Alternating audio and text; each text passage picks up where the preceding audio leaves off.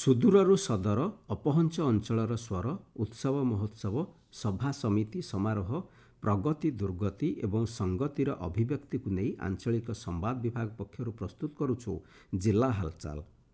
ଆଜି ଜିଲ୍ଲା ହାଲଚାଲରେ ଶୁଣନ୍ତୁ କେନ୍ଦ୍ରାପଡ଼ା ଜିଲ୍ଲା ସମ୍ପର୍କରେ।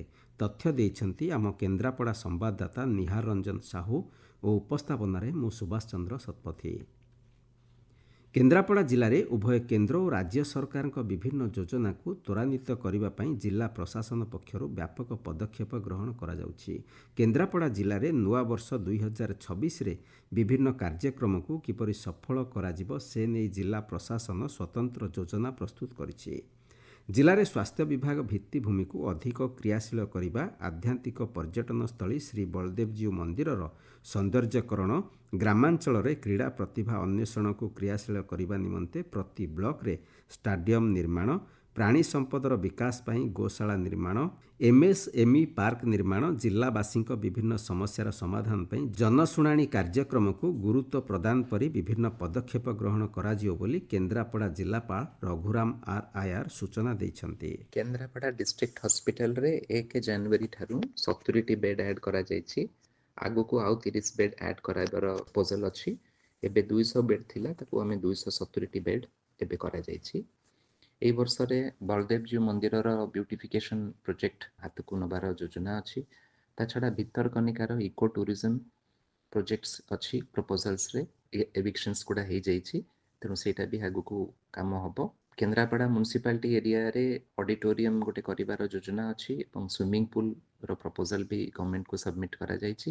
ପ୍ରତ୍ୟେକ ବ୍ଲକରେ ମିନି ଷ୍ଟାଡିୟମ୍ ପାଇଁ ଜାଗା ଚିହ୍ନଟ କରିବାର ଯେଉଁ ଥିଲା ସେଟା ସରିଯାଇଛି ଏବଂ ଆଗକୁ ଷ୍ଟାଡିୟମ୍ସ ଗୁଡ଼ା କନଷ୍ଟ୍ରକ୍ସନ୍ସ କରିବାର ବି ପ୍ରୋଗ୍ରାମ ରହିଛି। ଡେରାବେସ୍ ବ୍ଲକର ଯେଉଁ ସଂସ୍କୃତି ଭବନ ଅଛି ତାର ବ୍ୟୁଟିଫିକେସନ୍, ତାର ଡେଭଲପମେଣ୍ଟ ବି ଆମର ଏଇ ବର୍ଷ ପ୍ରୋଗ୍ରାମ ରଖିଛୁ।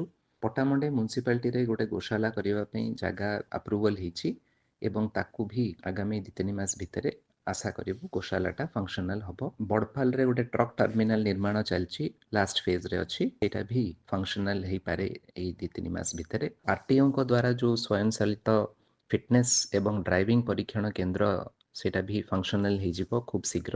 ପଟ୍ଟାମୁଣ୍ଡାଇ ବ୍ଲକରେ ପନ୍ତୁରୀ ଭିଲେଜରେ ଆମେ 38 ଏକର ଲ୍ୟାଣ୍ଡ ଏମ୍ଏସ୍ଏମ୍ଇ ପାର୍କ ପାଇଁ ଚିହ୍ନଟ କରିଛୁ ଏବଂ ଡିଷ୍ଟ୍ରିକ୍ଟ ଲେଭେଲ କମିଟି ଦ୍ୱାରା 14ଟି ପ୍ରୋଜେକ୍ଟ ଅନୁମୋଦନ ହେଇସାରିଛି। ଖୁବ୍ ଶୀଘ୍ର ତାର କାମ ବି ଆରମ୍ଭ ହେବ। ତା ଛଡ଼ା ଆମର ଯେଉଁ 6ଟି ମେଗା ପାଇପ୍ ୱାଟର ପ୍ରୋଜେକ୍ଟ ଚାଲିଛି ତାକୁ କିଭଳି ଭାବରେ ସ୍ପିଡ୍ ଅପ୍ କରାଯିବ ତାର ବି ରେଗୁଲାର ରିଭ୍ୟୁଜ୍ ଚାଲିଛି ଏବଂ ଚାଲିବ। ରେଭିନ୍ୟୁ ଗ୍ରିଭେନ୍ସେସ୍ ପାଇଁ ଆମର ପ୍ରତ୍ୟେକ ତହସିଲରେ ପ୍ରତ୍ୟେକ ମାସରେ ଗୋଟେ ଗ୍ରିଭେନ୍ସ କରାଯାଉଛି। ସେଥିରେ ଆମେ ଏଇ ଗତ 2 ମାସରେ 477ଟି ଅଭିଯୋଗ ପାଇଛୁ ଏବଂ ତା ମଧ୍ୟରୁ 305ଟି ଅଭିଯୋଗ ସମାଧାନ କରାଯାଇଛି।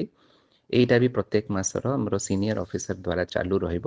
ଜିଲ୍ଲାରେ ସୁଶାସନ ଦିବସ ପାଳନ ଅବସରରେ ଜିଲ୍ଲାପାଳଙ୍କ ସମ୍ମିଳନୀ କକ୍ଷରେ ଅନୁଷ୍ଠିତ ବୈଠକରେ ଅତିଥିମାନେ ଅଟଳ ବିହାରୀ ବାଜପେୟୀ ଜଣେ ବିଚକ୍ଷଣ ରାଜନେତା ଏବଂ ରାଷ୍ଟ୍ରନୀତିଜ୍ଞ ଥିଲେ ବୋଲି ମତ ଦେଇଥିଲେ।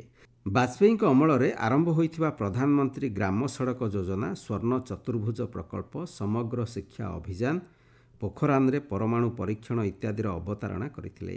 ଏହା ସହିତ ବାଜପେୟୀଙ୍କ ନିର୍ମଳ ଭାବମୂର୍ତ୍ତି, ବିଦେଶୀ ନୀତି, ସୂଚନା ଓ ପ୍ରଯୁକ୍ତି ବିଦ୍ୟା, ଦୂରସଞ୍ଚାର ଓ ଯୋଗାଯୋଗ କ୍ଷେତ୍ରରେ ଉଲ୍ଲେଖନୀୟ କାର୍ଯ୍ୟ ଏବଂ କାର୍ଗିଲ ଯୁଦ୍ଧରେ ଦୃଢ଼ ନେତୃତ୍ୱ ସମ୍ପର୍କରେ ଆଲୋଚନା ହୋଇଥିଲା। ଜିଲ୍ଲା ମୁଖ୍ୟାଳୟରେ ପଲ୍ଲୀଶ୍ରୀ ମେଳା ଏବଂ ଜିଲ୍ଲା ମହୋତ୍ସବ ନିମନ୍ତେ ଦ୍ୱିତୀୟ ପ୍ରସ୍ତୁତି ବୈଠକ ଅନୁଷ୍ଠିତ ହୋଇଯାଇଛି। ଅନୁଷ୍ଠିତ ପ୍ରସ୍ତୁତି ବୈଠକରେ ପଲ୍ଲୀଶ୍ରୀ ମେଳା, ଆତ୍ମନିର୍ଭର ସ୍ୱଦେଶ ମେଳା ଏବଂ ଜିଲ୍ଲା ମହୋତ୍ସବ ଆସନ୍ତା 9ରୁ 15 ତାରିଖ ପର୍ଯ୍ୟନ୍ତ କେନ୍ଦ୍ରାପଡ଼ା ସ୍ୱୟଂଶାସିତ ମହାବିଦ୍ୟାଳୟ ପଡ଼ିଆରେ ଅନୁଷ୍ଠିତ ହେବ। କାର୍ଯ୍ୟକ୍ରମକୁ କିପରି ସଫଳତାର ସହିତ ଆୟୋଜନ କରାଯିବ ସେଥିପାଇଁ ପ୍ରସ୍ତୁତିକୁ ଜୋରଦାର କରିବାକୁ ଜିଲ୍ଲାପାଳ ସମସ୍ତ ଅଧିକାରୀମାନଙ୍କୁ ନିର୍ଦ୍ଦେଶ ଦେଇଛନ୍ତି। ଜିଲ୍ଲା ପ୍ରଶାସନ ତରଫରୁ ଜାନୁଆରୀ ଏବଂ ଫେବୃଆରୀ ମାସ ପାଇଁ ଅନୁଷ୍ଠିତ ହେବାକୁ ଥିବା ଯୁଗ୍ମ ଅଭିଯୋଗ ଶୁଣାଣି ଶିବିର ନିମନ୍ତେ କାର୍ଯ୍ୟକ୍ରମ ପ୍ରସ୍ତୁତି ହୋଇଛି। 12 ଜାନୁଆରୀରେ ଜିଲ୍ଲା ପରିଷଦ ସମ୍ମିଳନୀ କକ୍ଷ, 19 ଜାନୁଆରୀରେ ରାଜକନିକା ପଞ୍ଚାୟତ ସମିତି କାର୍ଯ୍ୟାଳୟ, 26 ଜାନୁଆରୀ ମାର୍ଶାଘାଇ ପଞ୍ଚାୟତ ସମିତି କାର୍ଯ୍ୟାଳୟଠାରେ ଯୁଗ୍ମ ଅଭିଯୋଗ ଶୁଣାଣି ଶିବିର ଅନୁଷ୍ଠିତ ହେବ। ଜିଲ୍ଲା ହାଲଚାଲ ଆଜି ପାଇଁ ଏତିକି। ଆସନ୍ତାକାଲି ଜିଲ୍ଲା ହାଲଚାଲରେ ଶୁଣିବେ କେନ୍ଦୁଝର ଜିଲ୍ଲା ସମ୍ପର୍କରେ।